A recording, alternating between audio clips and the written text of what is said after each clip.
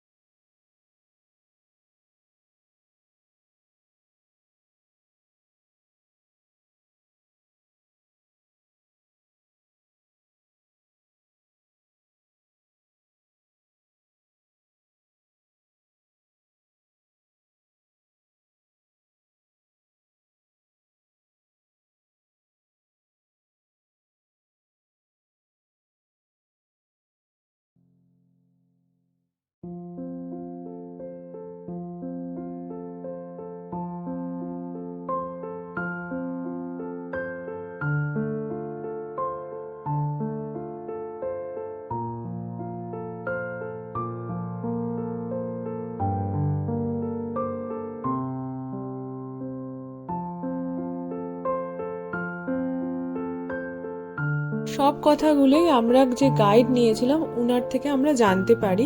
এখন যে সমাধিটা দেখানো হচ্ছে এটা হচ্ছে সিরাজউদ্দৌলার দাদু আলীবর্দী খাঁর সমাধি। যে সমাধিটা দেখছি এটা হচ্ছে বাংলার শেষ স্বাধীন নবাব সিরাজউদ্দৌলার সমাধি। উনি চেয়েছিলেন যাতে উনার সমাধি উনার দাদুর পাশেই হয়, তাই জন্য উনার সমাধি এখানে করা হয়েছে।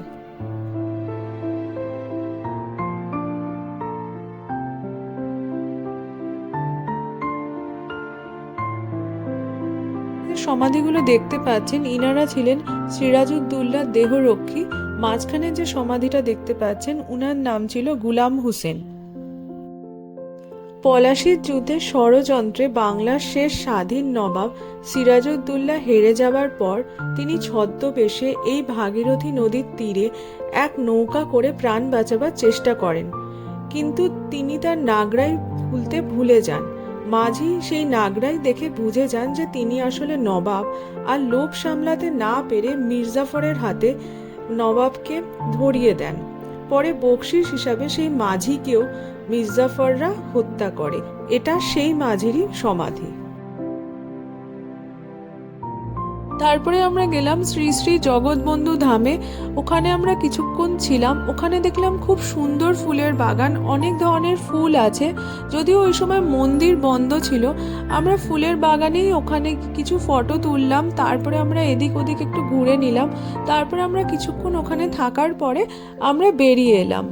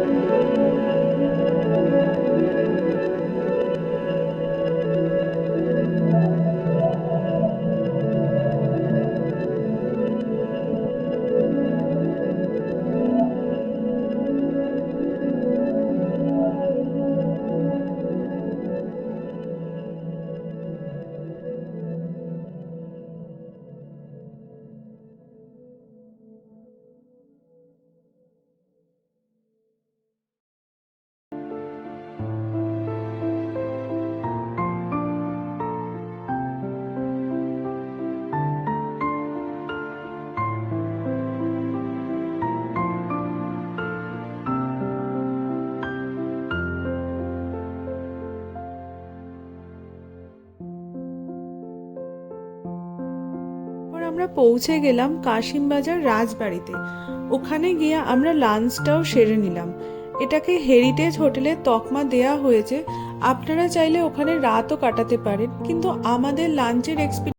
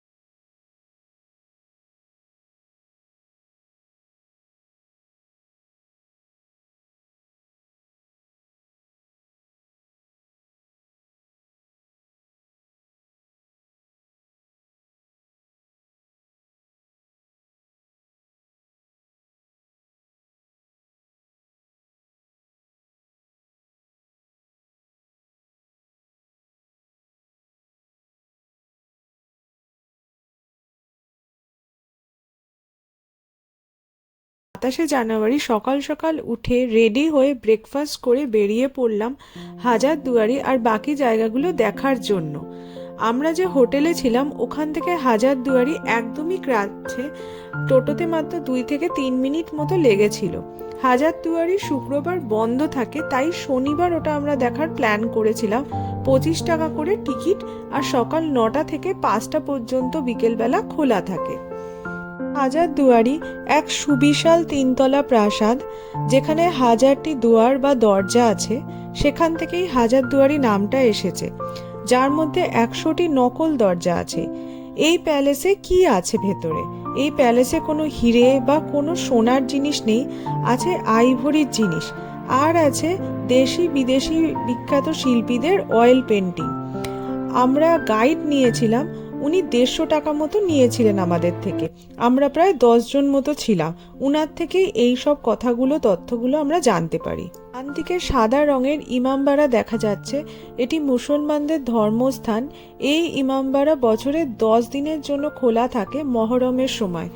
1847 সালে এটি তৈরি হয়। এর খরচ হয়েছিল প্রায় 6 লক্ষ টাকা মতো।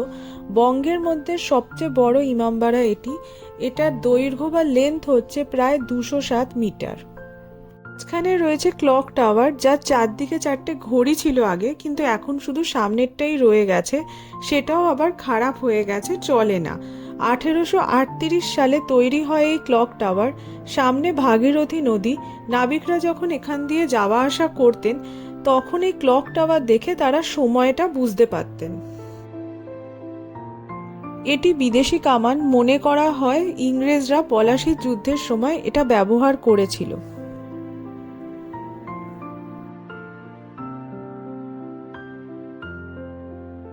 এটার নাম মদিনা। 1755 সালে তৈরি হয়।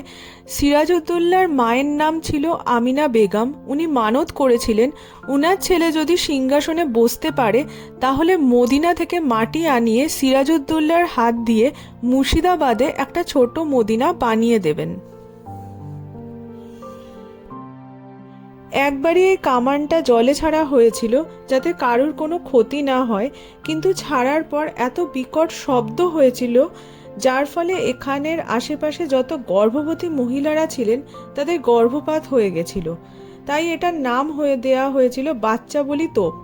এটার কোনো চাকা নেই, তাই এটা মনে করা হয় এই ধরনের কামান সাধারণত জলেই ব্যবহার করা হতো যুদ্ধের সময়।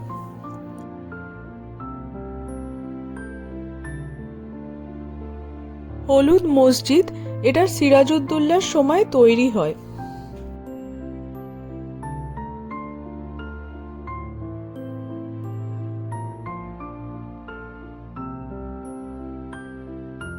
ষোলোশো 37 সালে জাহানকোষা কামানটা তৈরি হয়েছিল জাহাঙ্গীরনগরে। মুর্শিদ কুলি খাঁ যখন মুর্শিদাবাদে আসেন, তখন তিনি এই কামানটাকে সাথে করে নিয়ে আসেন। এর ওয়েট ছিল 7 টনেরও বেশি, লম্বা 5.5 মিটার। 4টে চাকা ছিল এতে। কোথাও নিয়ে যেতে হলে 6টা হাতি দিয়ে এটাকে এক জায়গা থেকে আরেক জায়গায় নিয়ে যেতে হতো।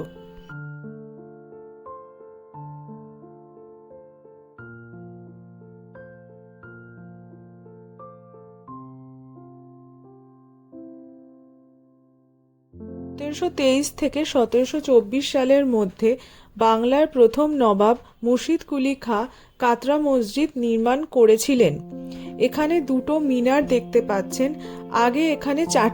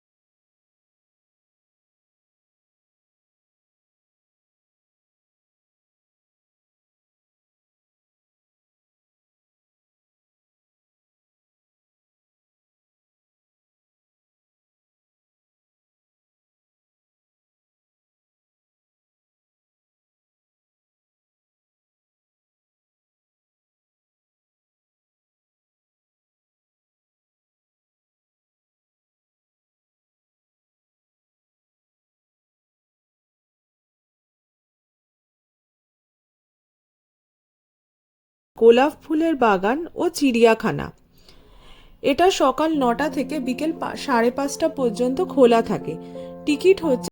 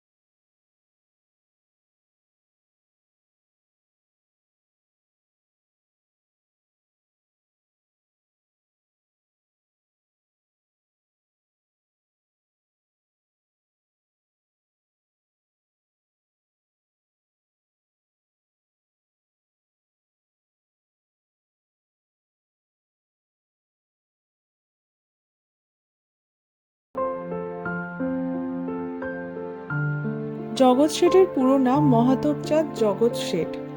তিনি টাকা ধার দিতেন নবাবদের, দরকারে ব্রিটিশদেরও টাকা ধার দিতেন। এতটাই সম্পদশালী ছিলেন জগৎ শেঠ। কাঠগোলা বাগানের সুড়ঙ্গ পথ নাকি জগৎ শেঠের বাড়ি পর্যন্ত চলে গেছে। তিনি ছিলেন পলাশীর যুদ্ধের ষড়যন্ত্রে একজন অন্যতম ব্যক্তি। পলাশীর যুদ্ধে তিনি ইংরেজদের সাহায্য করেছিলেন এবং বাংলার শেষ নবাব সিরাজউদ্দৌলাকে পরাজিত করার পেছনেও উনার হাত ছিল। এখানে এলে গুপ্ত সুড়ঙ্গ পথও দেখতে পাবেন। ভিতরে আছে খুব সুন্দর ফার্নিচার, ঢাকাই মসলিন এবং আরও অনেক ঐতিহাসিক নিদর্শন।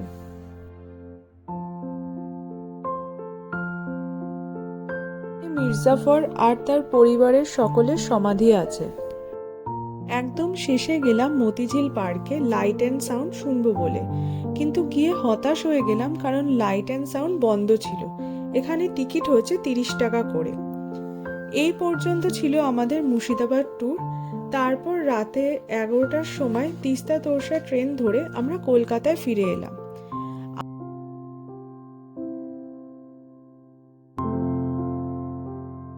অনেক কিছু জানতে পেরেছি এই মুর্শিদাবাদ ট্যুরে গিয়ে। বইয়ের পাতায় যেগুলো পড়েছিলাম সেগুলো সামনে থেকে দেখলাম। আপনারা অবশ্যই জানাবেন আপনাদের এই ভিডিওটা কেমন লাগলো, আর অবশ্যই লাইক, শেয়ার আর সাবস্ক্রাইব করে নেবেন আমার এই চ্যানেলটাকে। Thank you.